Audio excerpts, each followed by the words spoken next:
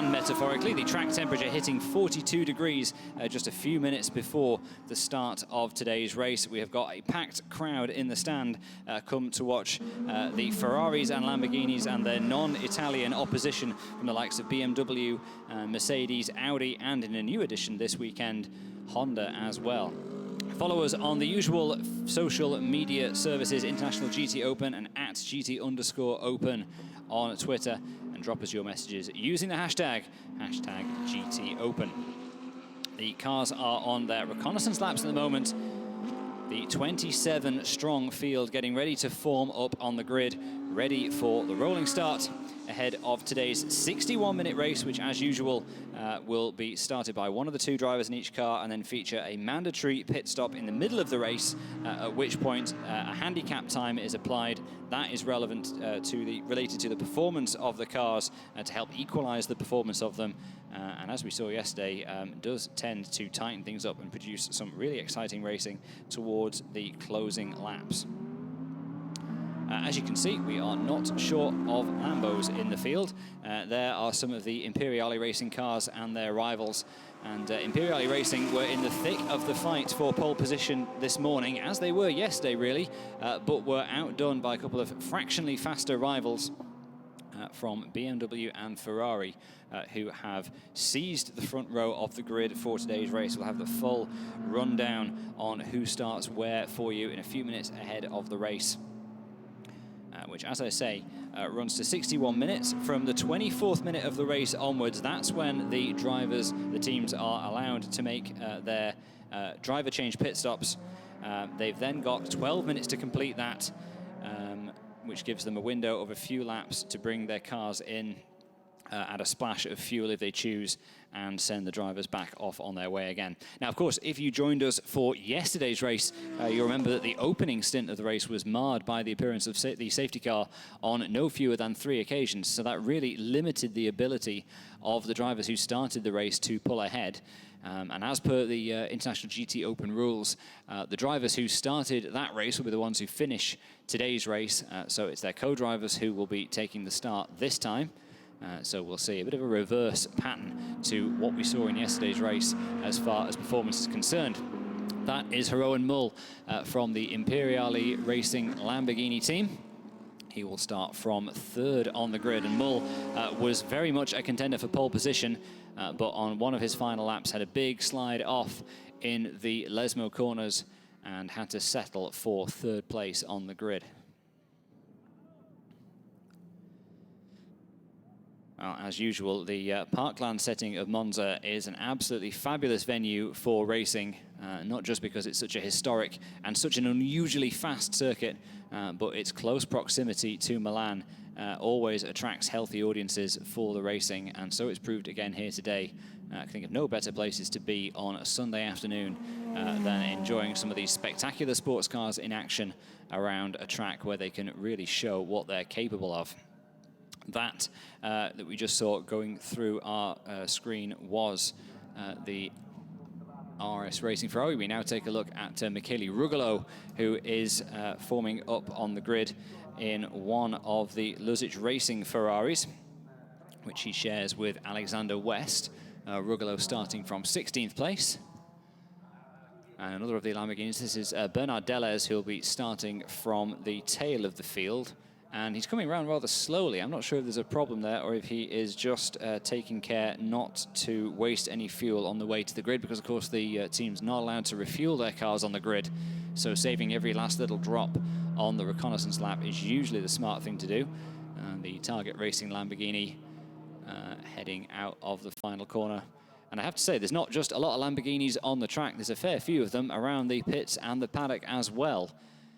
And you do notice them coming, striking beasts, and not just the Huracans, others from the range as well.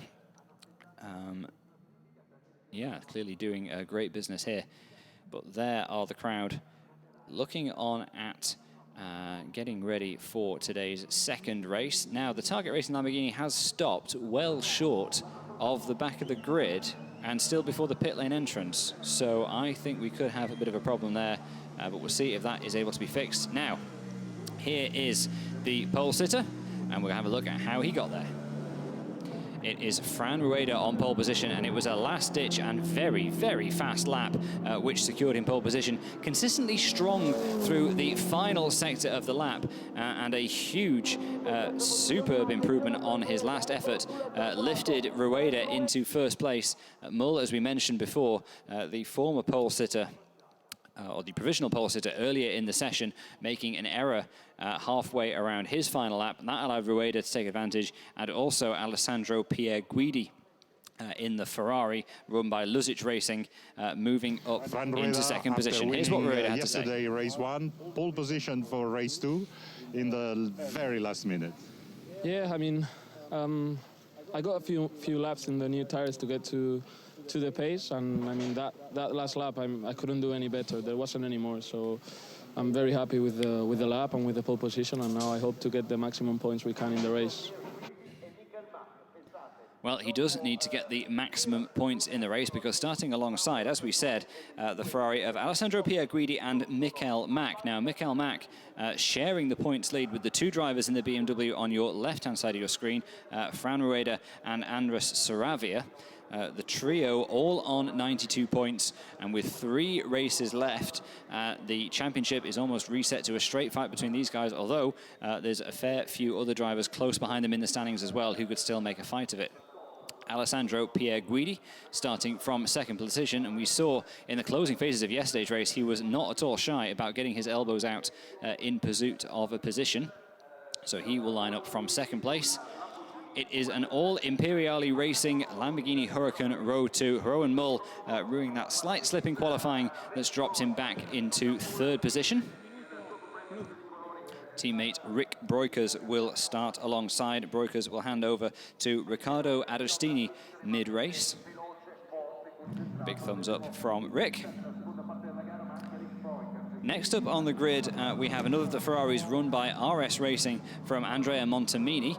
Montemini and teammate Daniele Diamato had pole position for yesterday's race, but slipped back as the race went on and eventually finished a little bit further back, actually only in second position behind Fran Rueda and Andres Saravia. Montemini was really closing on Rueda in the latter stages of the race, but not able to take advantage. Nicholas Nielsen and teammate Eddie Chief of the third on row 3.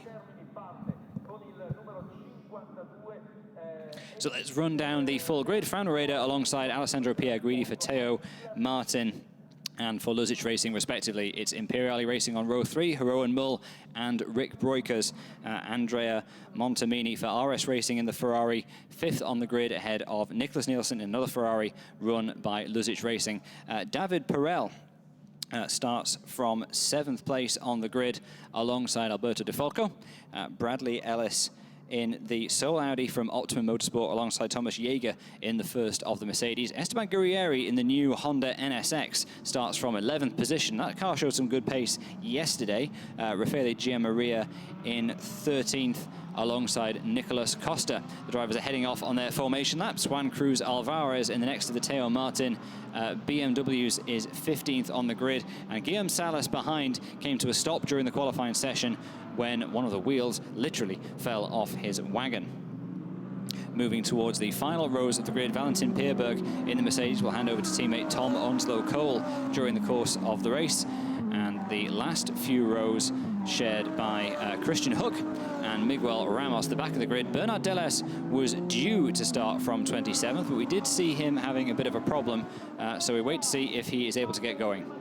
Here is a replay of yesterday's race then, when we had Daniele Diamato starting from pole position, but down into turn 1, Loris Spinelli hard into the back of Riccardo Agostini in the Imperiale Racing Lamborghini, and you can see just how difficult it can be to get 27 GT cars through the first chicane at Monza. And was a problem also, unfortunately, for Oliver Wilkinson, who retired the Optimum Motorsport Audi early on in proceedings.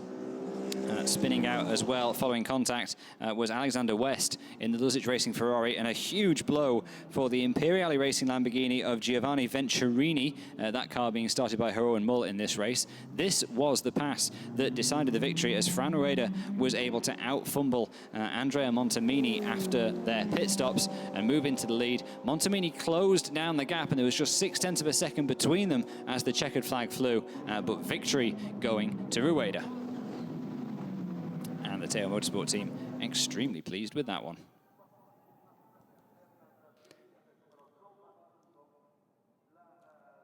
Well, the cars are off on their formation lap, and we are just a short minute or so away from getting today's race going. And as you saw in that replay, it can be very, very hectic indeed at the Rettifilio on lap 1.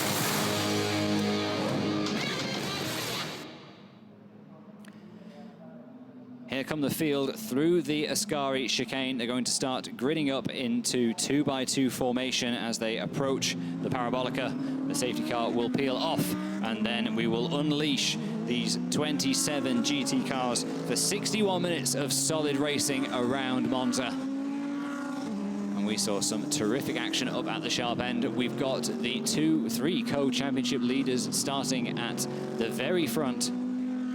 So this could set things up nicely indeed, with the championship deciding weekend coming up at the Circuit de Catalunya after this one. Follow us, of course, across the usual social media channels using the hashtag GTOpen.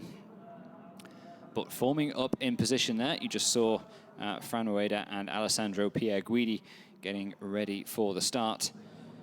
And there they are. It is Rueda on the left and Pierguidi on the right, the two Imperiale Racing Lamborghinis behind.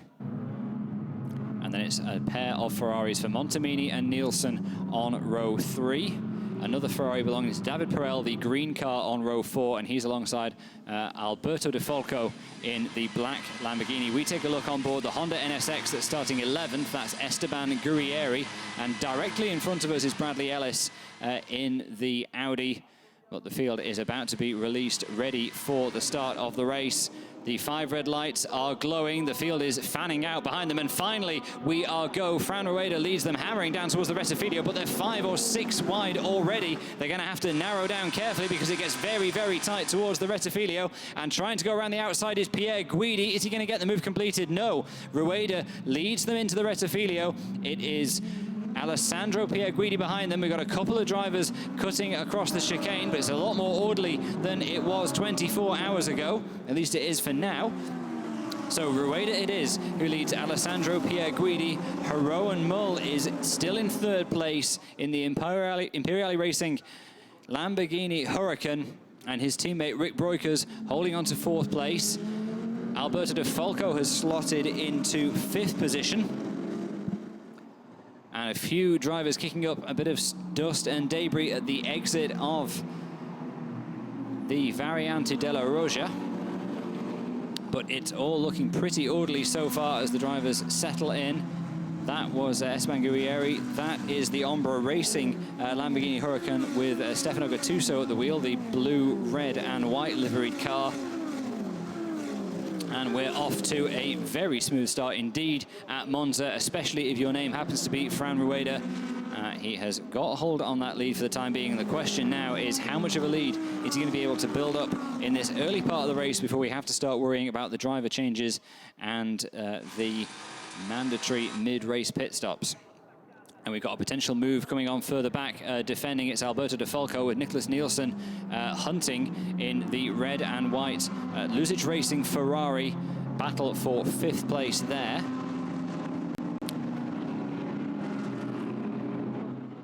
So Rueda it is who leads them out of the Parabolica for the first time. 0.8 of a second clear of Alessandro Pierguidi, but it's De Falco and Nicholas Nielsen who are closest as they come across the start-finish line. And there goes Nielsen looking for the outside line as they come down towards the Rettifilio at the start of lap 2. And again, he's having to back out of that one. And Rick Breukers actually, I think, a little bit deep in the first part of the Rettifilio. That could open up an opportunity for De Falco to take advantage. De Falco, I think, was employing the cheeky flash of the headlights as he came out of the Rettifilio and headed towards the Curva Grande, which the field is passing through now. but he's having to slot in behind his Imperiale Racing rival for the time being, at least. But Andrea Montemini in 8th position in the Ferrari, having slipped back a little bit at the start. He started in 5th position, so he's lost 3 places there, so he must have got shuffled out at the start. So that's a setback for him. Esteban Guerrieri has moved up into 9th from 11th on the grid and is chasing the tail of that Ferrari now. And then it's Thomas Jäger, 10th in the Mercedes, holding on to the last of the points positions, but we're a long way from dishing out any points in this one at the moment. But Fran Rueda edging slightly clear of Pierre Guidi. Jeroen Mul dropping back at more of a rate. We've got, I think, a bit of a 4 or 5-way fight behind Mul, just beginning to coalesce with Mul, Breukers, De Falco, and then certainly Nielsen close up behind the back of De Falco, and then David Perel in that distinctive Kermit liveried Ferrari, holding on to the back of them in 7th position. Andrea Montemini giving chase as well. But Fran Rueda is setting a hot pace as we begin the 3rd lap of the race. He's fastest of all through the 2nd and 3rd sectors. No one able to live with him there yet. And side by side, that looks like Stefano Gattuso trying to get up the inside of Thomas Jäger for position. And Oliver Wilkinson in the Audi also on the outside there. Sorry, that's Bradley Ellis in the Audi, actually, for this first stint, scrapping side by side with Stefano Gattuso.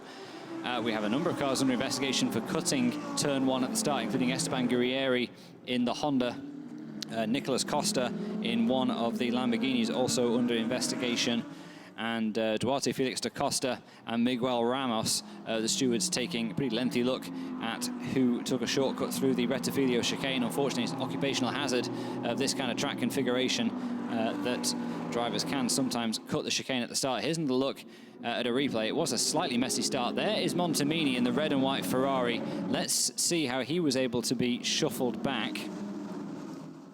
It looked as though the deed had already been done by the time they got here. And here is a little bit of argy-bargy between Stefano Gattuso and then Bradley Ellis in the Audi. And Ellis holding on to that position for the time being. And I think that is how Nicolas Costa lost a few places at the start, just running wide at the exit of the Variante della Roja.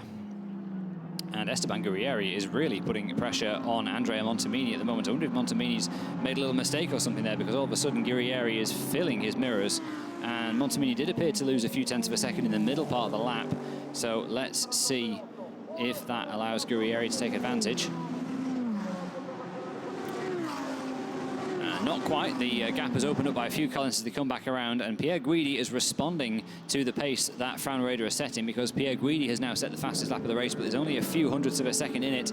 And into the pits early for Bradley Ellis in the Optimum Motorsport Audi R8. I wonder if that is because of the damage sustained earlier on, but it's too early to be able to make the driver changes, so that is going to badly hurt them in this race. They are left now needing a safety car to get back in contention in this one. Guerrieri has dropped very quickly off the back of Montemini, in fact, and has now got Thomas Jäger to worry about behind him. A gap of about 2.7 seconds then has opened out to Stefano Gattuso, who we're looking at briefly, who then has another queue of cars behind him. So Fran Rueda, it is continuing to hold his lead, holding it just about around a second over Pierre Guidi. Jeroen Mul fallen 1.6 seconds behind. A bit of a gap back again to Rick Breukers, but then that pretty close gaggle of cars behind them. In fact, last time around, De Falco and Nielsen very close indeed. But when they get into this middle part of the lap where the quicker few corners are, that's where the field spreads out just a little bit more and allows those ahead a little bit of breathing space. And let's take a look at another bit of action down at the Rettifilio, and fired off goes Christian Hook in the Ferrari run by Rinaldi Racing, and contact from one of his rivals knocking him slightly sideways at the Rettifilio, but able to keep going. Another fastest lap to Fran Rueda, but it really is nip and tuck at the front, because once again Pierre Guidi just a few hundredths of a second slower, so our leaders really are setting a scorching pace at the moment, edging clear of the chasing Lamborghinis behind them. There is the first of Harold Mull in third position, but he's now more than 2 seconds behind the third place car, and we've got more action going on down into the hairpin, down into the Rettifilio chicane. That is Giulio Borleghi with Guillaume Salas close up behind him. He is the meat in a Teo Martin sandwich at the moment because he's got Juan Cruz Alvarez ahead as well, and Salas has got a little bit of a run here. Is he going to be able to do anything with it? Let's take a look as they come up to the chicane. He has a bit of a look. He brings Borleghi onto the defensive. Meanwhile, Gattuso is having to keep Costa behind.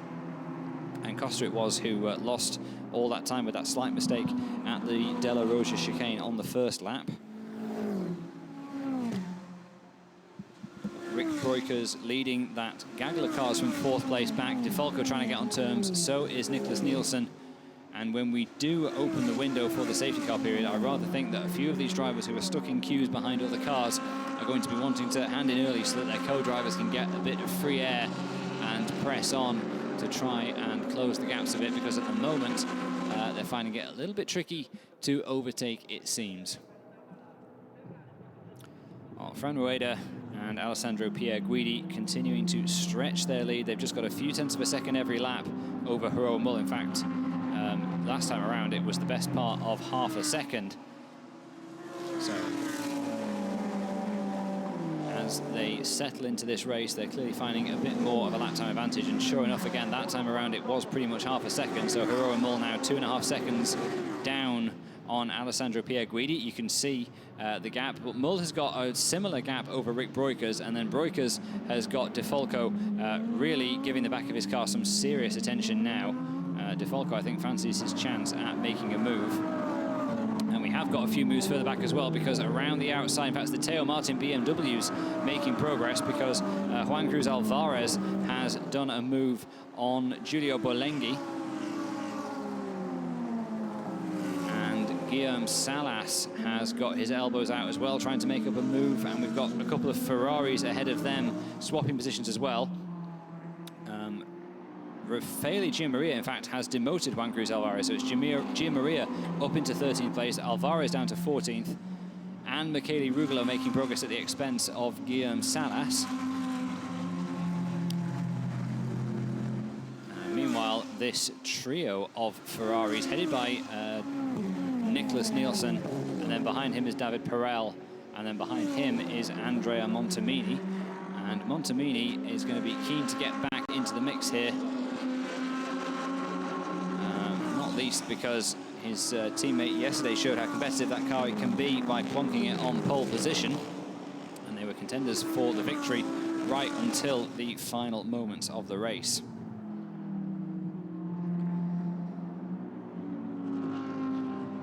So into the Parabolica goes David Perel in the Ferrari. Nicholas Nielsen not able to do anything about him at the moment, and Fran Rueda and Alessandro Pierre Guidi again doing roughly identical lap times. It's as if those two cars were connected by a piece of rope. The gap is very, very slowly edging out between them. It's now up to 1.1 seconds, but it is seldom more than a few hundredths the gap between them every lap. And in fact, that time around, Fran Rueda set a new fastest lap of the race with a 1:48.681, and Alessandro Pierre Guidi was just 5 thousandths of a second slower. So our championship contenders are giving it absolutely full beans at the front of the field now, and Harold Mull and Rick Breukers not able to do anything about that. They're just having to watch the cars disappear ahead of them right now. And Alberto DeFalco is still able to pursue Rick Breukers, and we're looking at them now, but not as yet able to do anything about him at all. He gets a bit of a run out of the Variante della Roja and gives him a flash with the headlights. But we're not on the M25, so that is not likely to have any kind of effect on the driver in front of him. And sure enough, it doesn't, so DeFalco continues to stalk Breukers. The gap to David Perel has opened up a little bit, so Perel not able to do anything about him at the moment. So it is all fairly static in the early phase of this one. There is Andrea Montemini, who, for an ex-Formula One driver of 2.5 decades ago now at this point, is still proving to be extremely competitive well into the latter stages of his career. And as he showed yesterday, he really did put on an impressive show by closing in on Fran Rueda. And it was one of those last laps where you're just wondering, oh, is he going to be just close enough to make a lunge down the inside? Unfortunately, it didn't quite turn out that way. But if that race had gone on one more lap, I rather think it might have done.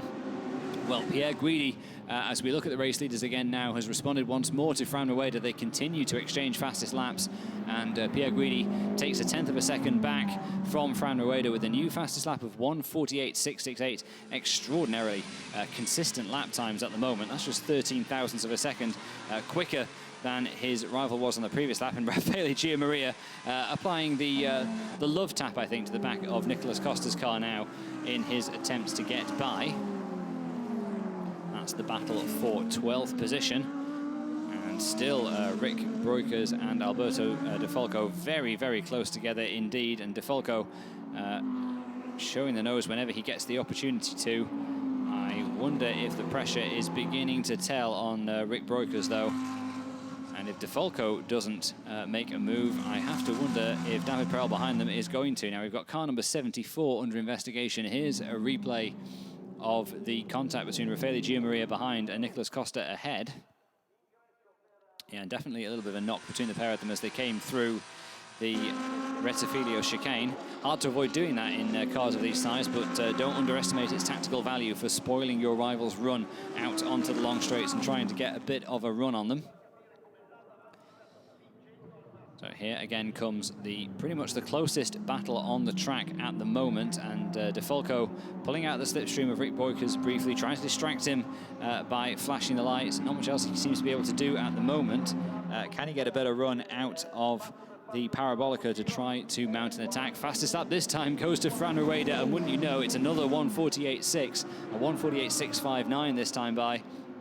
But here comes Rick Breukers and Alberto De Falco. Now, does De Falco fancy a last-second lunge down the inside? He's having a look at the Rettifilio, and Perel is menacing as well. But Rick Breukers employing the ample width of that Lamborghini Huracan to full effect to discourage De Falco from throwing one down the inside.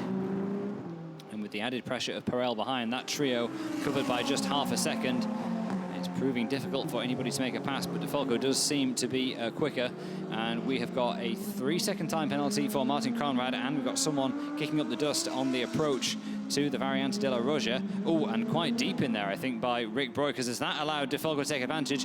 Breukers is moving across to De Falco, 2 wheels up on the grass, and he loses momentum. He's not able to make the move down on the inside of Lesmo 1. That was some very stern defense indeed from Rick Breukers. He knew he was in serious trouble there. You could see he'd gone a little bit too deep into the first part of the Variante della Roggia, and that required him to get on the defensive. And now De Falco will be in absolutely no mood whatsoever to yield a millimetre of ground to David Perel, because he knows that the momentum he lost was entirely down to the car in front of him. Perel unlikely to be able to make a pass on the way into the very quick Ascari chicane, but De Falco thumps the curb a little bit and he's offline, and Perel's going to have a bit of a run at him as they come out this time, I'm sure. But Perel, in turn, might have to worry about Nicholas Nielsen. So, as is often the case, the pressure has begun to build at the front, and Rick Breukers, having made a mistake, has been somewhat let off by it because he's got a decent gap now over De Falco, who makes a very late move to cover off the look down the inside from David Perel, who runs wide, and that allows Nicholas Nielsen through, and it allows Andrea Montemini through. So ultimately, an error by Rick Breukers has ended up costing David Perel a couple of positions. Nicholas Nielsen got a lovely smooth run through the Parabolica. He might even be able to make a look at Alberto De Falco now. De Falco dodging left and right as they approach the corner. Perel trying to make sure he doesn't lose another place to the Honda of Esteban Guerrieri, and he doesn't. He is smoothly out of the corner. Now let's have a look at all this again. This is just after Breukers made the mistake, and look at that. Squeezing, you have to say, De Falco to the fullest, although De Falco somewhat, I would say, volunteered to get entirely up onto the grass there. They're back round to the corner again now. Will Rick Breukers successfully navigate the chicane this time by? It seems he has, and the gap between him and De Falco is now up to 0.7 of a second. But the pressure there was just building and building and building until the point that De Falco was able to make a move, and De Falco now under attack from Nicholas Nielsen, and Montemini having a look too, and Perel could reclaim one of his lost positions if he plays his card right here. I think De Falco may have made a slight mistake there, which is what's backed them up again, and there's also why the gap between Breukers and De Falco has gone up by as much as it has. And here comes Perel trying to go around the outside of Montemini. A bit of Ferrari on Ferrari contact as they come into the Ascari chicane, and that is going to be to the benefit of Esteban Guerrieri. I think Montemini stays ahead for now. Guerrieri behind him, then it's David Perel. We go on board with, that looked like it might have been Raffaele Gianmaria, but it was a little bit hard to tell. Guerrieri slightly hesitant as he pitches the Honda into the corner in the slipstream of David Perel.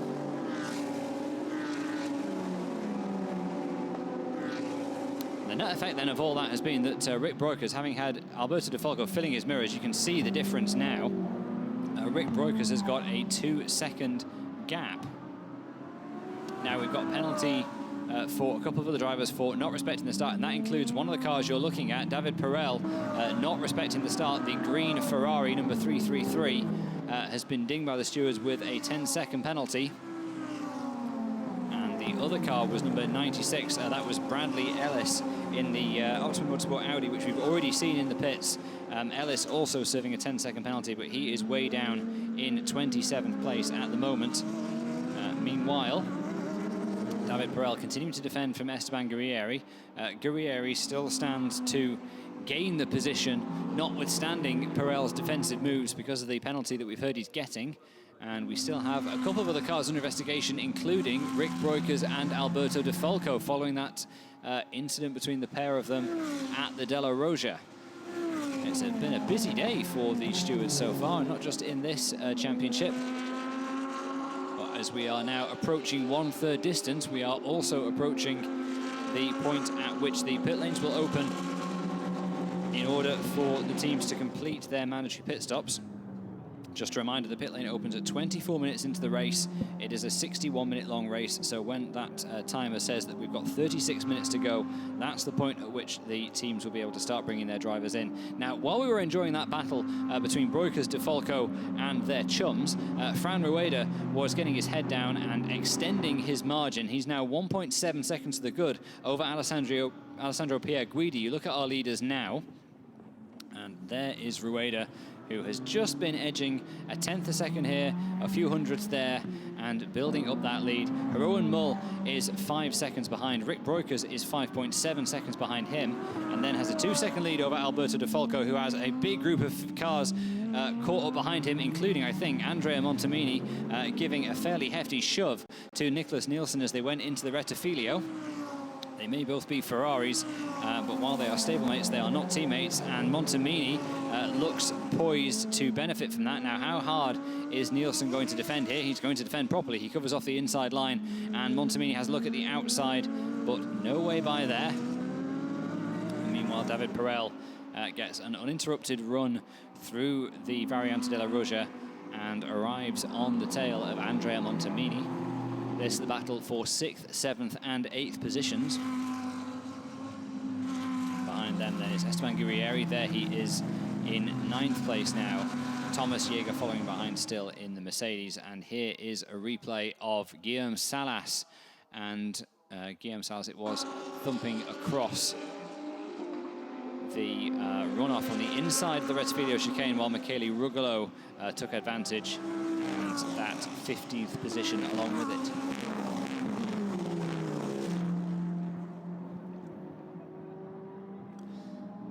And the warning flag is being shown for Andrea Montemini for driving behaviour, and I wonder if that isn't because of the contact we saw between him and Nicholas Nielsen down at the Rettifilio chicane the last time by. I think think the stewards may have taken a slightly dim view of that one. We're getting closer and closer to mandatory pit stop time, but Fran Rueda is continuing to set fastest laps. Pierre Guidi did his personal best that time around, but Fran Rueda with a 1:48.544 establishes a new fastest lap of the race. And as his lead up to 1.8 seconds, it's all going on between the Ferraris. Nicholas Nielsen trying to hold off Andrea Montemini, but David Perel launches it down the inside and elbows Montemini aside. And is that going to help Esteban Guerrieri find a way through as well? Because Montemini got into the gravel. Guerrieri's got the outside line. He's going to have to go the long way around on the Curva Grande, but the Honda does seem to be out-accelerating the Ferrari as they head towards the Variante della Roja. And sure enough, Guerrieri's got the move made, but Montemini back down the inside. A super opportunistic repass by Montemini, and that stitches Guerrieri up good and proper. He's going to be slow off the corner. That's going to give Thomas Jaeger a chance to reclaim another position, and it does. Or does it? Because Guerrieri's hanging on in there. Not quite. Guerrieri nearly kept the position. He's back in line in time to fend off Stefano Gattuso in the Imperiale Racing Lamborghini. Gattuso still fairly close behind. It's Nicolas Costa behind him in the next of the Lamborghinis, and then Raffaele Gianmaria. And Montemini being summoned to race control.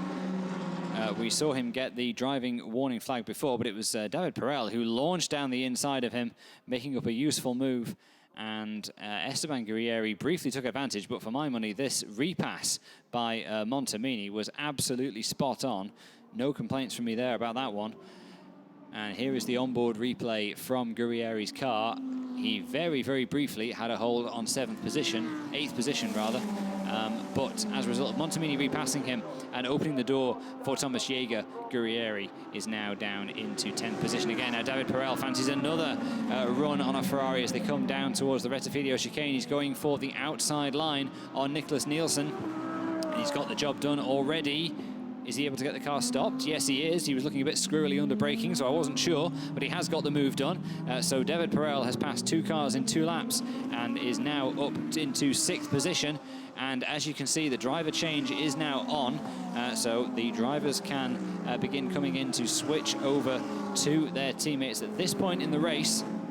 And Pierre Guidi has put on a big push on that lap, actually. He lowers the fastest lap of the race down to a 1:48.466, and Fran Rueda a couple of tenths slower, so the gap between them comes down to a 1.5 seconds. So Pierre Guidi is holding his own pretty much in the fight at the front. The gap is only opening up very slowly, and he's able to take a few tenths back now and then. And if he's able to keep up this pace, he'll be doing very nicely indeed. Now we've got the first of our cars appearing on the pits.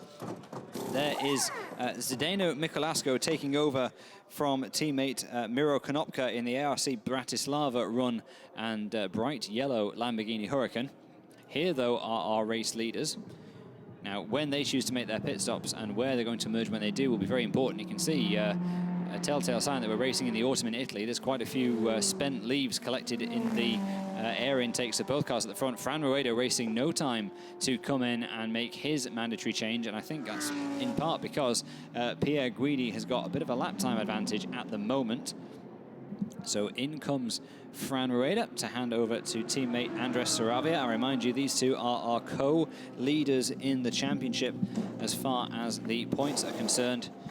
With Michael Mack, the teammate for Alessandro Pierre Guidi, who's going to be taking over from the car that has just moved into the lead of the race within the next 10 minutes or so. Also coming into the pits, we've got Loris Spinelli taking over at the wheel of the Target Racing Lamborghini. Alberto De Falco handing over. And Imperiale Racing getting down to business as well. Riccardo Agostini taking over from Rick Broikers at the wheel of their Lamborghini Huracan, and Umbra Racing making their pit stop as well. So Damiano Fioravanti takes over from Stefano Gattuso. And this is the point of the race where the timing screen goes completely bananas and you have to stay on top of 2, 3 or more different races going on different parts of the track. So we'll see who appears where and when.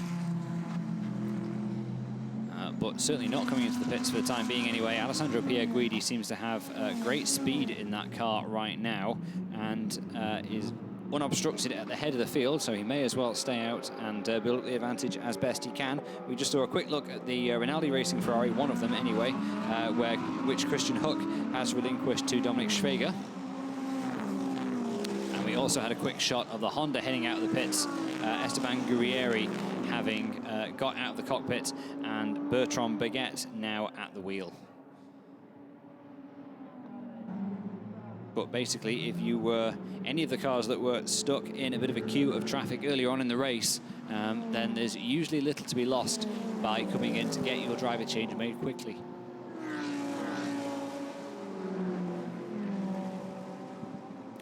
And we have a couple more drivers now heading into the pit lane. Our race leader, Alessandro Pierguidi, stays out. So does Jeroen Mull in second place and David Perel in third. But Eddie Cheever has taken the car back from Nicholas Nielsen, and Andrea Montemini's stint is over. It's Daniele Diamato's turn in the car, which started yesterday's race in pole position and came home in second place. And Juan Cruz Alvarez is done for the day. Lorenzo Bero de Vega is now at the wheel of the Teo Martin BMW M6 and running a little bit wide there. That was our race leader, Alessandro Pierguidi. This has the feel of an in-lap to me, because he is really, really leaning on it on the exit of the Lesmo curves. He's got a little bit of traffic that he's just coming to ahead of him. That is the Ombra Racing Lamborghini, which has already made its mandatory driver change. So is Alessandro Pierguidi going to come in on this lap? We won't have to wait long to find out. He's got a decent 7.6 second lead over Jeroen Mull. But what is most important, of course, will be where he comes out relative to the race leading, or the former race leading Teo Martin car, now being driven by Andres Saravia. And I wonder whether the Lussage Racing team are going to take the opportunity to clear some of that debris out of his nose as well. The Ombra Racing Lamborghini coming back in, and that's not good news for Alessandro Pierguidi, because that will have distracted him as he heads in and brakes for the mandatory speed limit line. So in comes Alessandro Pierguidi. Michael Mack, co-championship leader, gets into the Lussage Racing Ferrari. There he is. Now, of course, the length of time they spend on the pit stops is determined in part by the handicap, which is related to the performance of the cars. We'll see how long it is before they're able to head back out again. So Michael Mack back behind the wheel, and we'll keep an eye on the timing screen to see where he comes out relative to Andres Savaria.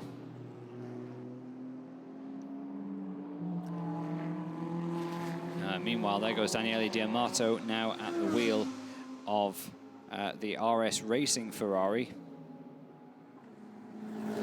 And he is in 18th place at the moment. He has dropped behind, or is still behind, the Honda NSX. Michael Mack coming out now.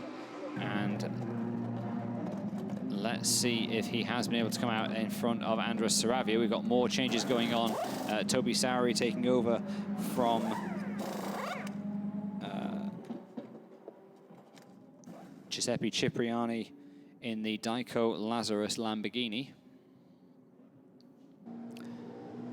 And Michael Mack at the moment does seem to be ahead of Andres Saravia, so that will be significant if that is indeed the case. We should find out fairly soon. But that will be crucial in terms of the destiny of this race victory. And sure enough, through comes Michael Mack, and I believe he is the leader out of all the drivers who've made their pit stops so far. And Andres Saravia, potentially, there's a couple of cars who are making their pit stops between them, and indeed Andres Saravia, in fact, is 15 seconds behind them, so you can see the effect there of the differences in the handicaps for how long they have to stay in the pits for, because those drivers were separated by just 1.5 seconds before. The gap is now 10 times that. Saravia still in a net second place, though it depends where the rest of the cars come out, and this could well be one of them,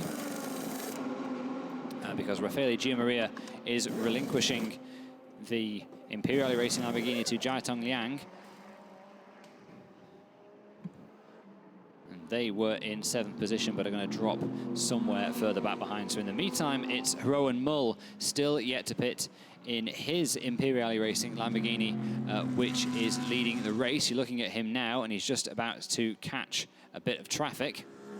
Also still yet to pit, David Perel in 2nd place in the Ferrari, Thomas Jaeger in the Mercedes, Nicolas Costa's Lamborghini, Guillaume Salas in the BMW, and also Michele Rugolo and Martin Conrad. 7 drivers yet to come in and make their mandatory pit changes. They've only got a few minutes left in order to do that.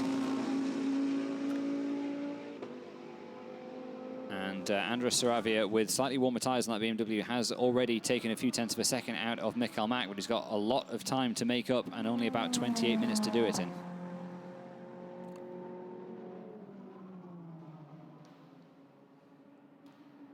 So here comes Mikael Mack, and he is in front of Jiatong Liang, who has rejoined. We're waiting to see if Liang is in front of Saravia, because if it is, that's going to be another obstacle for Saravia to try and get on terms. And in comes Rowan Mull to hand over to Giovanni Venturini, the car which had inherited the lead of the race while some of the others had pitted. Venturini was completely out of luck in yesterday's race, slowed down after one of the safety car periods, was able to get going again, and then came to a complete stop after a second safety car period. So hopefully it goes a bit better for them this time round. Saravia has cleared Jiatong Liang, and quite comfortably so as well. But the gap between Saravia and Mikael Mack in the cars that were leading the race 1-2 is 14.7 seconds now. So a big gap between the two cars that stand to re-inherit the lead of the race once all the drivers have made their pit stops. And we've got the last few cars coming in now, a big slug of fuel going into the Lamborghini. Just, I think, David Perel and Guillaume Salas and Martin Conrad left yet to make their pit stops. But in comes the Drivex School Mercedes, which was being driven by Duarte Felix da Costa, to hand over to Ricardo Baptista. And Mikael Mack, who stands to inherit the lead of the race, currently 9th on the track, but we've got quite a few drivers in the pits and still a trio ahead who haven't made their mandatory stops yet. But this is looking encouraging for Mikael Mack as far as the championship situation goes. And we said that there was an investigation between the Imperiale Racing Lamborghini that was being driven by Rick Breukers and the Target Racing Lamborghini of Alberto De Falco following their clash at this corner, the Variante della Rocha, or the exit of it anyway. Those drivers have been cleared, so nothing going on there, and the car's now in the hands of their teammates. Loris Spinelli in 11th place and Riccardo Agostini in 12th. And David Perel, who had inherited the lead of the race, is now in the pits. Remember, he has got a 10-second time penalty as well. Guillaume Salas heads in 2. And I think Martin Conrad is going to join them, and then we will have the last of the mid-race driver changes out of the way. I'm pretty sure Conrad is going to join them, because if he doesn't, he's going to run out of time to get the pit stop done. Sure enough, he has appeared in the pit lane now. So Mikael Mack, who you were just looking at, is about to inherit the lead of the race. Rinat Salikov takes over from David Perel in the Rinaldi Racing Ferrari. The pit stop appears to be, the driver changes are undergone cleanly. Now they're able to put the fuel into the cars, and once the car has been stationary for the required minimum amount of time, it will be on its way back into the race. And here comes Mikael Mack to take the lead once more. Well, they haven't had a race win since Spa Race 1, and there have been 6 other races since then. But that victory drought could be about to end today, because they've got a 15-second margin in hand over Andres Saravia following their mid-race pit stops. It's rather closer behind Saravia because Giovanni Venturini is just 2.7 seconds behind. And then there's a close battle between Venturini and Loris Spinelli for what should work out to be 3rd position in the closing stages of the race. Spinelli looking quite close as well. But we just wait for these final pit stops to unfold. And where has Rinat Salikov in the Ferrari come out in all this? Has he been able to slot out between Mikael Mack and Andres Saravia? Nope, Saravia has gone by, and Salikov drops down the order. Of course, he had that penalty as well, so that slowed him down some more. So Saravia, sure enough, is into second position, but the gap between him and Michael Mack is increasing very slightly to 15.1 seconds. Giovanni Venturini is up into third place ahead of Loris Spinelli. Riccardo Agostini is fifth. And we're waiting to see where the rest of the order settles down to once the last few cars have joined in the queue. But it looks like it's going to be Renat Salikov in sixth place. Now we've got somebody locking up and running very, very wide. That's Mario Placiuta, who has just taken over at the wheel of the Mercedes SLS AMG of Lechner Racing, which Thomas Jäger had been running earlier on in the race. They had been on the fringes of the top 10, but they're down into 15th position now following their pit stops. So they've had a bit of a setback there as well. The closest fight at the moment could well be for third place. Just moving into view there, we've got Andres Saravia moving through our vision, and there's Giovanni Venturini with Loris Spinelli behind.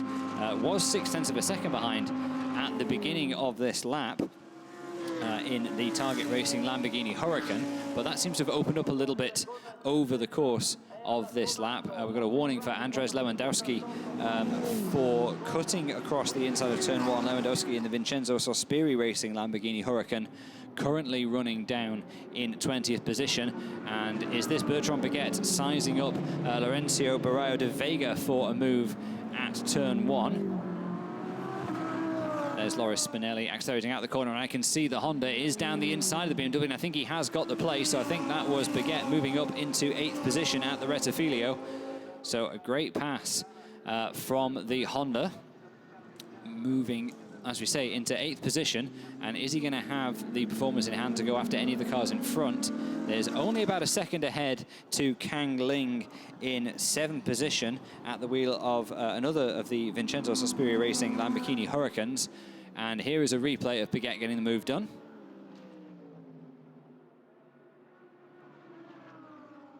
And there was just over a 1/10 of a second between those two cars at the start-finish line, which shows the kind of gap you need at that part of the track in order to be able to make a pass stick. But Baguette now going to be going after Kang Ling in the battle for 7th place. But there is race leader Michael Mack, now 16 seconds to the good. It seems Andres Saravia doesn't have anything for him in the BMW, and you can see 16 seconds roughly equals the length of the straight between the Ascari chicane and the Parabolica. It's going to be a bit dispiriting, I would think, for Saravia to see how much that gap opened up to during the course of their pit stops, and how comfortably ahead Michael Mack is now. And meanwhile, Spinelli is slipping back slightly from Giovanni Venturini, so the battle for 3rd and 4th places is cooling down somewhat. Venturini, in fact, taking half a second out of Saravia the last time by, and the gap between them just 1.5 seconds. So there they are now. So we may well be on course for a battle for 2nd position within the next few laps if Venturini is able to continue making that kind of progress, and he may well bring with him Loris Spinelli in 4th and Riccardo Agostini in 5th place. So Saravia, I have to wonder, may spend the closing stages of this race driving on the rear view mirrors of his BMW M6 as he comes under increasing pressure from the cars behind him. I think we're also due for a battle for 6th position as well between Renat Salikov and Kang Ling. Salikov actually losing 1.8 seconds on that lap to Kang Ling behind him. There's only 1.5 seconds between them, so that battle could be joined very soon indeed as well. Let's take a look at a slow motion replay of Eddie Cheever III closing up behind Jai Tong Liang in their battle for 11th place.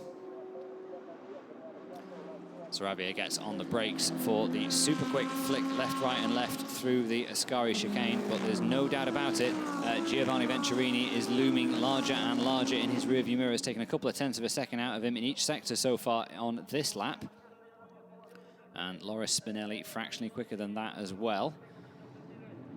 Loris Spinelli in the black car, which you can see dipping under braking as he heads into the Parabolica for the 22nd time. Michael Mack is already on his 23rd lap with a 16.7 second lead, and looking good to leave Monza with an extended lead in the championship just in time for the season finale showdown at the Circuit de Catalunya on October the 20th and 21st. Make sure you mark that one out in your diary.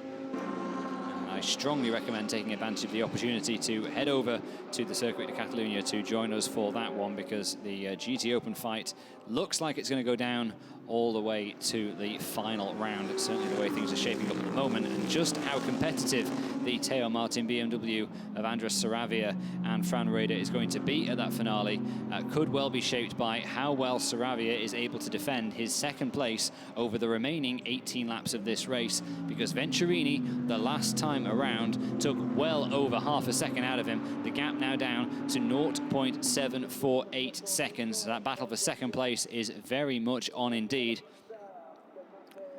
But Mikael Mack is simply cruising around the front, got the Ferrari 488 radio tuned to Jazz FM and enjoying his Sunday afternoon cruise around the Parco di Monza. Here is that evolving battle for second position. Now, where, if anywhere on the track, is Venturini going to be able to tee Saravia up for a potential crack at a pass? I think slightly furrowed brows on the Teo Martin pit wall, because they can see what's coming. Venturini is going to be trying to put Saravia on the defensive, but of course, once you start coming offline to defend your position, that's when life can start to get a bit difficult. Your lap times drop off even more, and you become a greater and greater target. But Venturini is looking somewhat irresistible. A warning for car number 52, that is Eddie Cheever, who's been given a warning for pushing, trying to force his way by Jiatong Liang into 11th place. Here comes Andres Saravia on the fastest part of the track. They get on the brakes for the Rettifilo chicane. Giovanni Venturini wondering how daring the BMW driver feels like being on the brakes. In fact, Venturini getting a little bit late, I think, there, and that could give Loris Spinelli a chance to take advantage. Venturini drops a couple of wheels into the dirt. This is exactly what Andres Saravia wants, because if Spinelli is able to take the fight to Venturini, that's going to slow down the pair of them and could allow Saravia some precious breathing space. Here comes Spinelli. Is Venturini covering off the inside of the Della Rosa? No, he's not. Spinelli slots in behind him for the time being. And just behind them is Riccardo Agostini, who you remember was knocked into a spin at the beginning of yesterday's race and was eventually able to, along with his teammate, move his way back up through the field and, in fact, bring it home eventually in third position. So that was a good result for them. But is something better on offer today? Well, that depends on how things work out ahead of them. But Saravia continuing to lose fistfuls of time to Mikael Mack. The gap between the leaders nearly 18 seconds now. And Venturini, having had that slight wobble down the Rettifilo the last time by, has had a better rest of the lap, stabilized the time loss, and is about as far behind the BMW as he was one lap ago. So is he now going to be able to get a sniff of the slipstream as they come down towards the Rettifilo this time by? He's maybe not quite close enough yet. It looks as though he's got the potential to get the job done. But certainly compared to a few laps ago when he was really taking big lengths out of Andres Saravia, it's looking a little bit better for the BMW driver now. And if he's able to withstand the pressure of the Lamborghini looming ever closer to him and treating him to a bit of a flashing on the headlights as well, he may yet be able to hold on to this second position. Crucial, of course, to keep it neat and tidy through the slower corners around Monza, particularly the Rettifilo.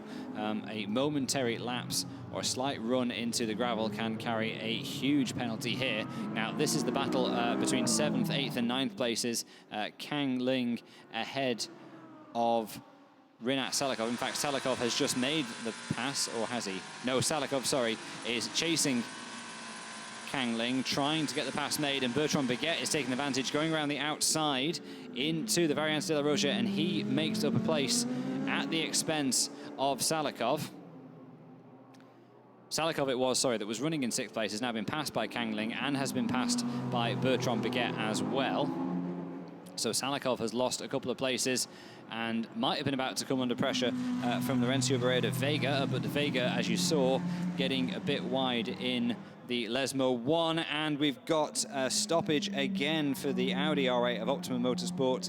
Oliver Wilkinson's race is over for the second day running, and we've got the safety car out.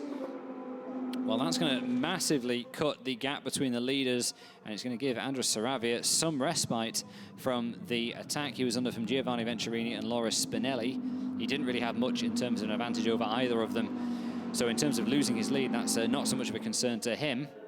But that's good news for the likes of Kang Ling and Bertrand Baguette, who had some very good pace, who are going to gain the 10-second deficit they had to Riccardo Agostini and the 3 cars in front of him battling for second position. So there are big winners there. It's also going to bring Jiatong Liang onto the tail of Daniele Diamato, currently in 10th position.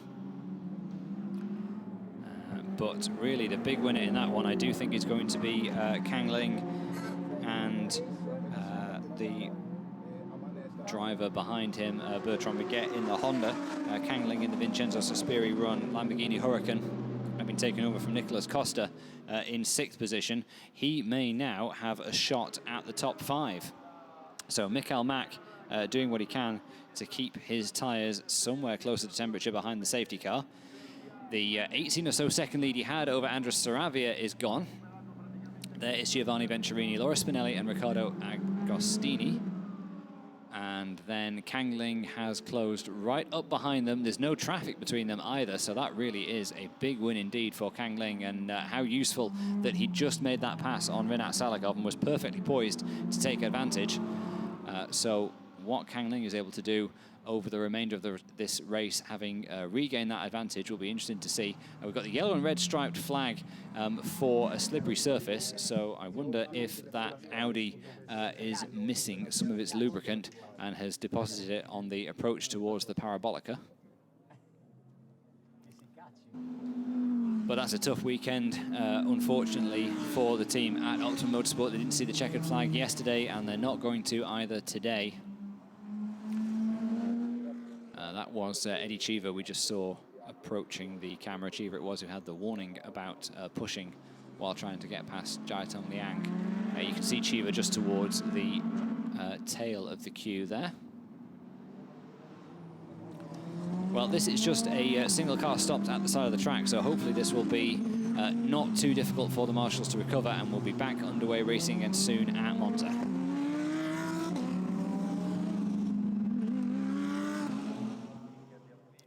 And sure enough, the recovery truck is already on the scene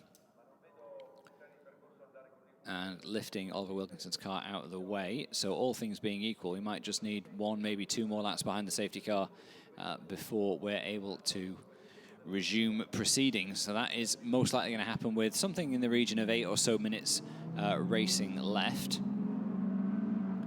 And that will give a few opportunities for the drivers to try and make up a few last positions. But as things stand, Mikael Mack is going to take a maximum haul of points, as is teammate Alessandro Pierguidi. But as far as Mack's concerned, it stands to give him a 7-point lead in the championship over Fran Rueda and Andres Saravia, heading into the final 2 races at the Circuit de Catalunya.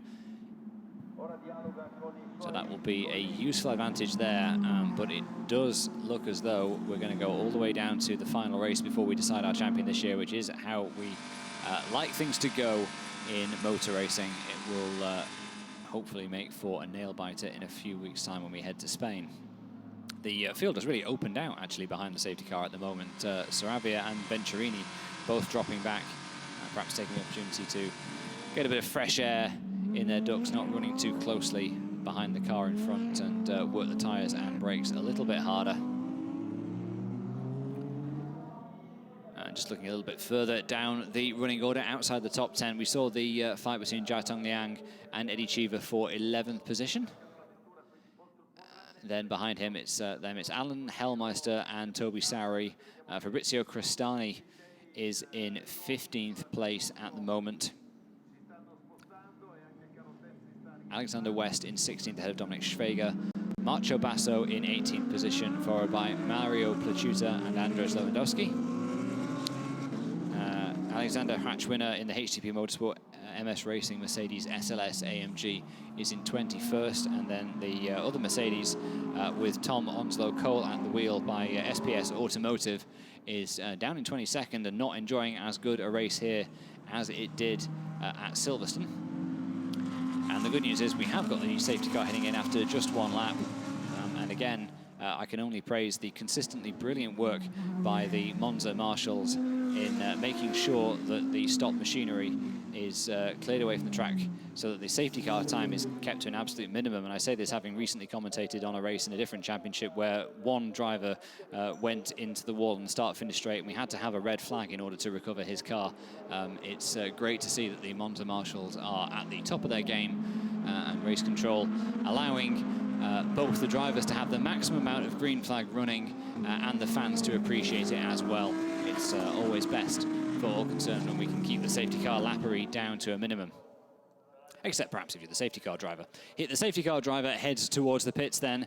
Michael Mack is going to resume this one in the lead. And will Andres Saravi be able to do anything about them at the restart, or is it going to allow Giovanni Venturini in third place to have an attack? Here comes Michael Mack. He releases the field, and they sprint down to the Parabolica. We've just got over 8 minutes left in the second and final International GT Open race of the weekend at Monza. And we are go again. Michael Mack drives towards the line. He's got a nice little gap over Saravia, who in turn has got himself a bit of a breather over Giovanni Venturini. That could prove significant. Spinelli and Agostini close behind could be about to spring a move as they come down towards the Rettifilio. And actually, it looks like Bertrand Baguette in the Honda trying to make a move, and Agostini Spinelli does get into the side of Venturini. We've got one of the Tio Martin BMWs cutting across the chicane. That's Lorenzo Barreo de Vega cutting across the inside of the corner. So Saravia holds on to his second position, but Spinelli is very close up behind the back of Giovanni Venturini. We go up towards the Della Rosa, and again, Spinelli's got Venturini on the defensive. And I'm pretty sure that was Bertrand Baguette trying to make a move, but not quite able to gain one, and therefore staying in 7th place at the moment in the Honda. And Venturini covers off the inside line coming into Lesmo 1.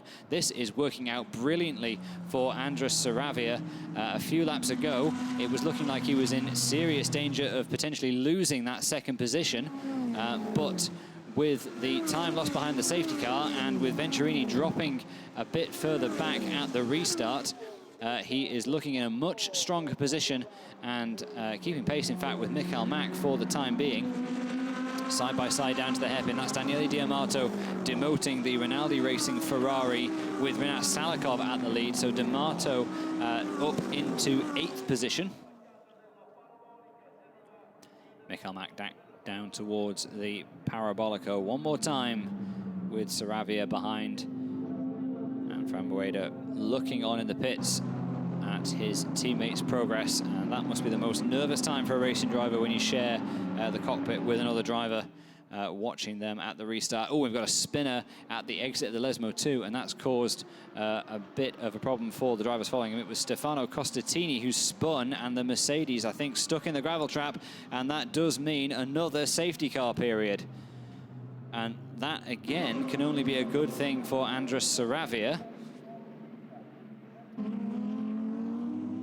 because that will again mean he's protected from any potential attacks from Venturini and the rest. And it was Alexander Hakwina who went off in the Mercedes, the HTP Motorsport MS racing car with the distinctive Force India Formula One style BWT pink sponsorship livery on the car. But Hakwina pretty much blameless in that one. It was the spinning car of Costatini in front of him that provoked him to go off.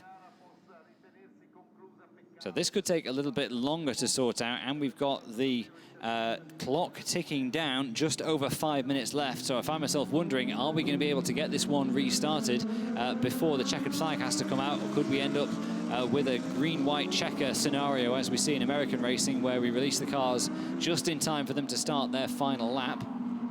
We will find out shortly. The drivers are just about to come past the zone on the track where the incident happened. It was at the exit of Lesmo 2, which we're about to see. So hopefully we'll get a read on what, if anything, the marshals have been able to go. Here's a look at the restart again.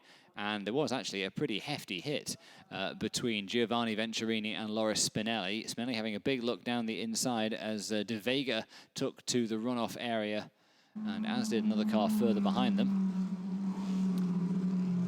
Well, it looks like Costatini's car has either been recovered or has driven away from the scene. And indeed, yes, Costatini is running again. And meanwhile, the marshals are recovering the car, Alexander Raquina, the Mercedes SLS AMG. So again, we will hopefully be in a situation where we are able to get this one going again before the end of the race. But for the time being at the moment, the safety car is controlling proceedings. Mikael Mack getting ready for another restart, we expect in a few minutes' time.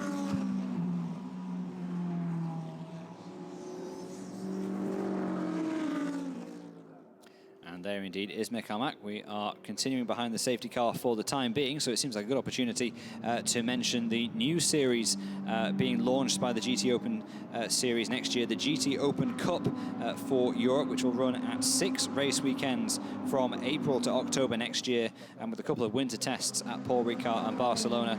But it will kick off at Paul Ricard on the weekend of April the 27th to 28th before moving on to the Hockenheimring, Spa-Francorchamps, Silverstone, the Circuit de Catalunya, Barcelona, and then wrapping up as the support to next year's 2019 International GT Open season finale at October the 12th and 13th at Monza. And this is aimed to be a new championship aimed at Pro-Am and Am drivers to give them a taste of GT racing action.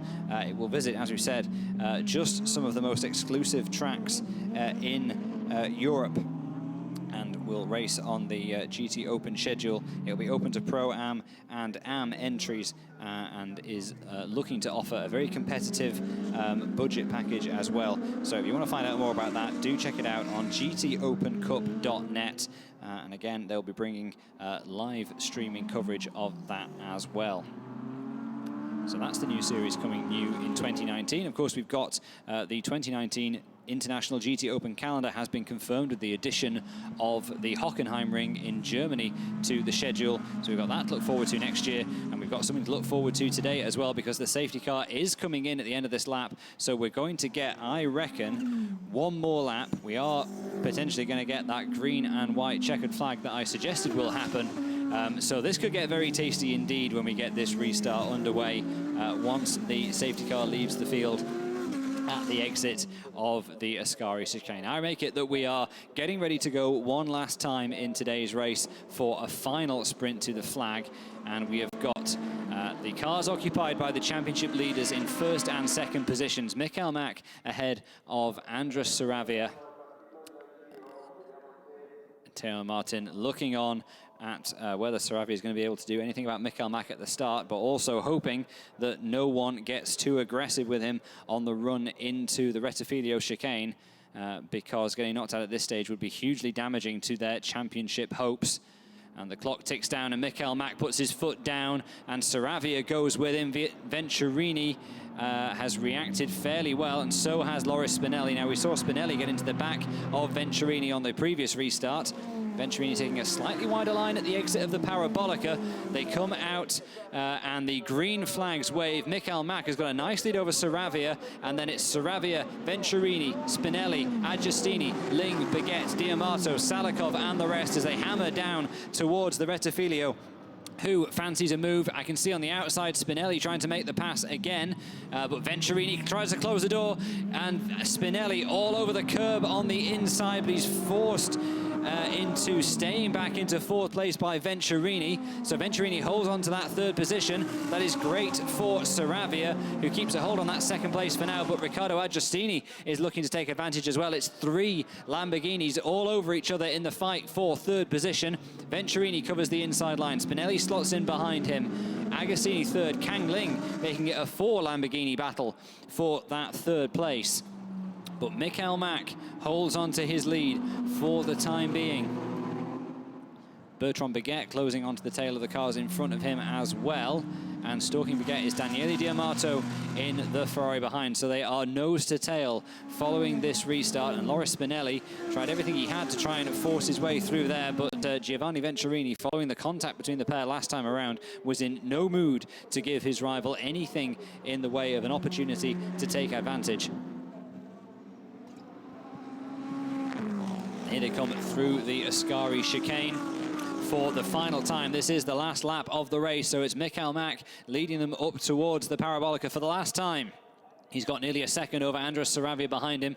Venturini has dropped further back. Spinelli is flashing his lights, but that's basically all he can do at this point, because I don't think he's going to be close enough to take advantage unless Venturini makes a big mistake, and I don't see him doing that. And Mikael Mák hasn't either. Mikael Mák accelerates out of the final corner, and for the 4th time in 2018, it is victory for Mikael Mák and Alessandro Pierguidi for the Luzic Racing Ferrari team. That is a very well-timed victory heading in to the season finale at the Circuit de Catalunya, ahead of their rivals Andres Saravia and Fran Rueda in the Teo Martin BMW.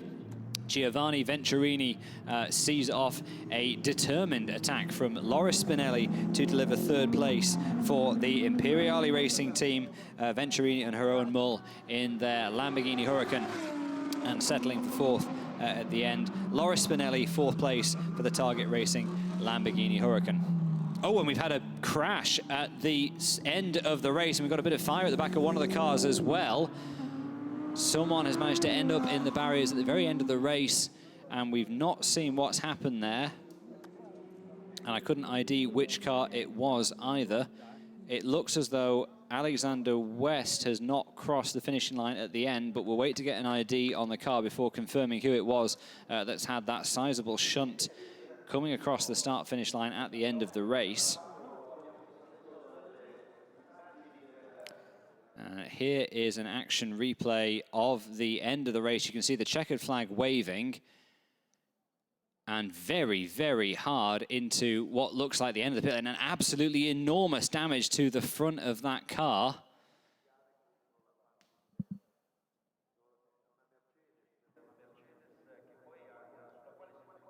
And it looks like there was contact with car number 71. So that's Alexander West. So West in the Ferrari has made it back, but not able to see at the moment which car it is that went into the barrier.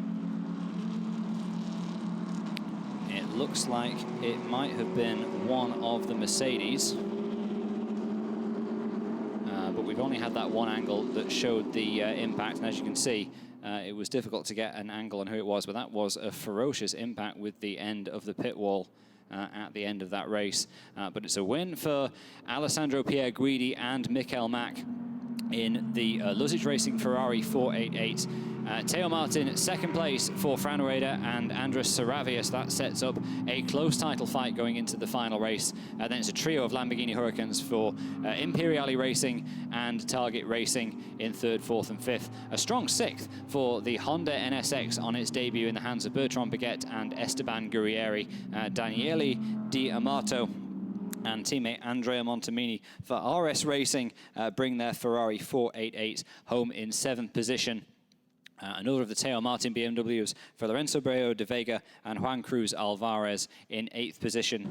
Jiatong Liang and Raffaele Gianmaria ended up in 9th position in the other of the Imperiale Racing Lamborghini Huracans. And rounding off the top 10 and the point scorers in the main point standing, Eddie Cheever and Nicholas Nielsen. That's what it means in terms of the championship. Mikael Mák holds a 3-point lead over Andres Saravia and Fran Rueda heading into the final race at the Circuit de Catalunya, Barcelona.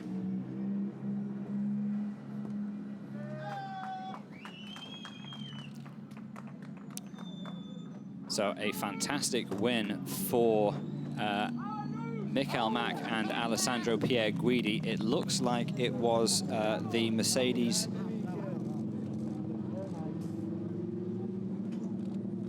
Sorry, it looks like it was Kang Ling and Alexander West were involved in that collision at the end of the race. But we're not sure yet which of the ones it was that has gone into the barrier at the end of the pits. So we'll wait for an update on that. But Mikael Mák and the rest of the team very pleased with their day's work after a maximum haul of points. And they really were put under pressure following that victory by Fran Rueda and Andres Saravia yesterday. And they've responded in the best possible way indeed. Winning by 1.5 seconds over Saravia and Rueda. Giovanni Venturini, 0.7 of a second behind. Of course, we had that late safety car restart, which meant they were all bundled up closely at the end of the race. And Laura Spinelli 4th ahead of Riccardo Agostini. And then Bertrand Baguette in 6th.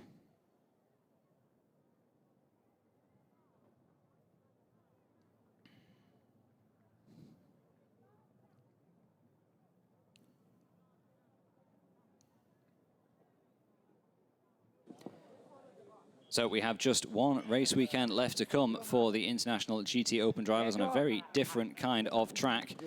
The Circuit de Catalunya in Barcelona is the next and final venue for the drivers this year. And let's take a look at our top 3.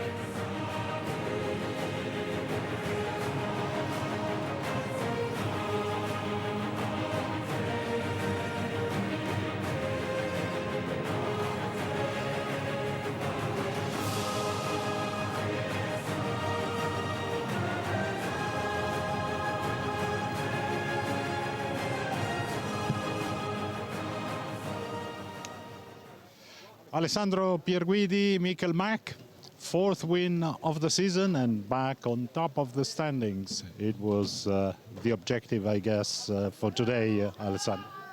Yes, we try as best as we could today, and I want to really say thanks to the Ludzic Racing because they did an amazing job in the last 2 races. We struggled a bit, but we came back very stronger than before, probably. And there's not much to say, so I want to really say thanks to them and looking forward to score more points in Barcelona, still leading the season at the end of the last race. Michael, relieved, I guess. Yeah, of course, I got the car very good from Alessandro with a very big gap. And then we got the safety car, so I had to think a little bit. But we managed, and yeah, thanks to the team, Ludzic Racing have made an incredible job the last month on the car because we have struggled. So we are back on track now, and now we're just trying to do our best together, all of us. Well done, guys. Thank you. Podium now.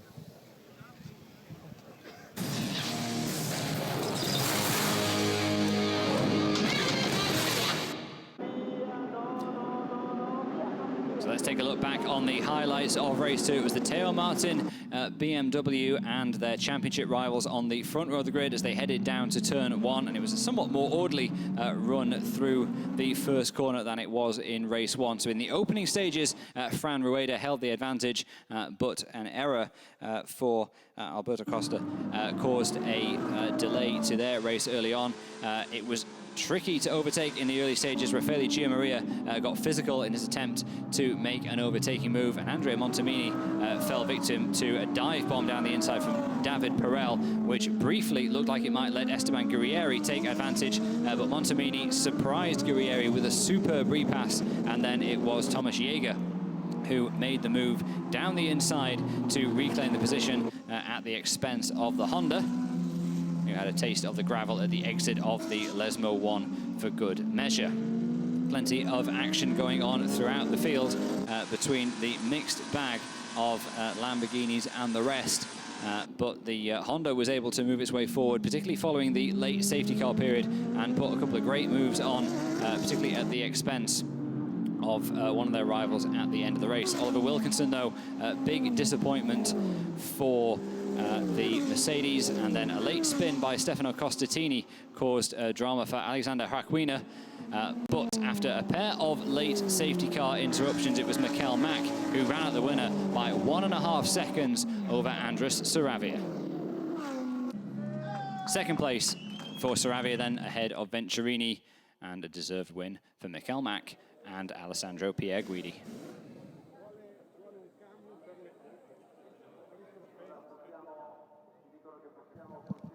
Well, we're about to get the podium ceremony underway at Monza for Mikel Mack and Alessandro Pierguidi, Andrea Saravia and Fran Rueda, and Giovanni Venturini and Jeroen Mull.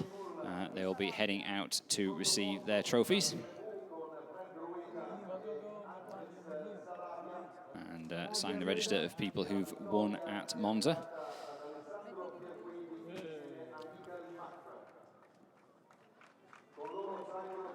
Well, it has been a long and hard 2 days of racing at Monza for the International GT Open drivers. They get a break of the best part of a month now before they will be back in action for the next round. And the drivers assembling on the top steps of the podium.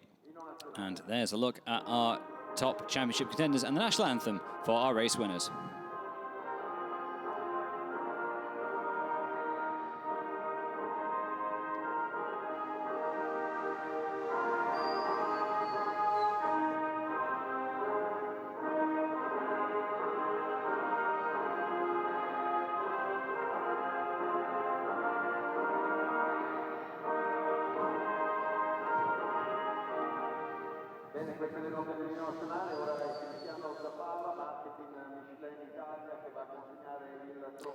So the national anthem for Michael Mack and Andres Saravia, and their top rivals in today's race receive their trophies after some spectacular action at Monza. And you have to say,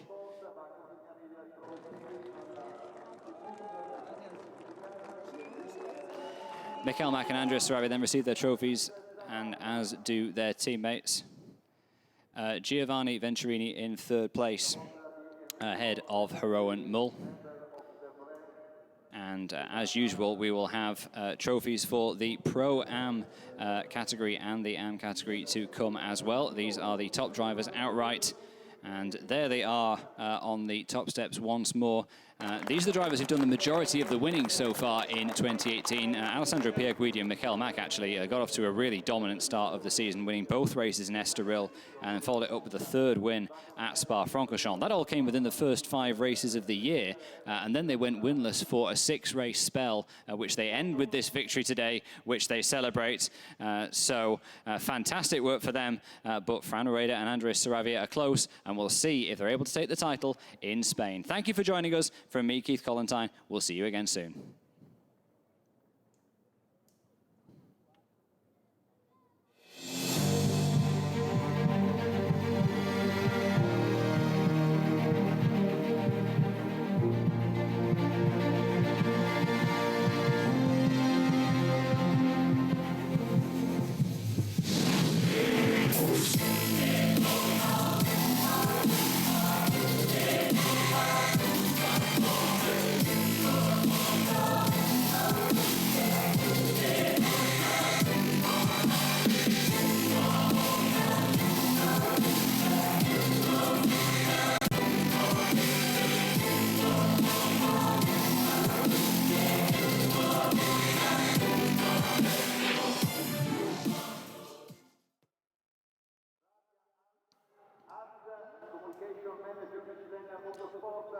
Well, having done the podium for the outright top finishers in the race, we have now got the podium for the Pro-Am finishers. And as you can see, we've just got the finishers for the top 2 cars because the third car involved in that incident at the end of the race.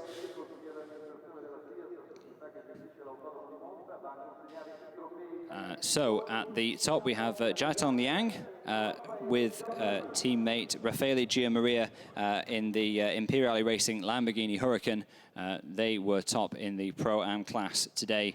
Second in the Pro-Am class was the Eddie Cheever Nicholas Nielsen car, so they're up there again. But as we mentioned, the incident means we haven't got the representatives from the third car up on the podium for this one. So congratulations to them, and we will have the top 3 for the amateur class along shortly as well. The amateur class for race 2 was won by Macho Basso and his teammate Guillaume Salas in the Theo Martin BMW M6, ahead of Zdeno Michalasco and Miro Konopka in the ARC Bratislava Lamborghini Huracan. And third, despite that spin in the latter stages of the race at the second Lesmo, was the Target Racing Lamborghini Huracan of Stefano Costatini and Bernard Deles.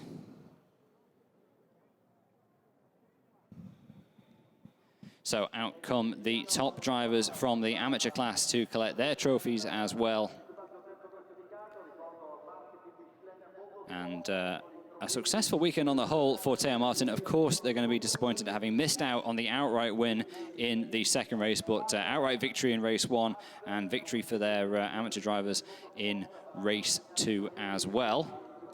So great work by them. And good to see a solid result for the ARC Bratislava crew and their fantastically distinctive bright yellow Lamborghini as well. So prizes go to them too. And there are the trophies for the amateur class winners. Congratulations to Marco Basso and Guillaume Salas. And they might not have thought they'd be standing there after their tribulations in qualifying where they lost a wheel and had to pull over and stop. So congratulations to all our top drivers today. Thank you for joining us as usual on the International GT Open web stream, and we'll see you again for more from the Circuit de Catalunya in a few weeks' time.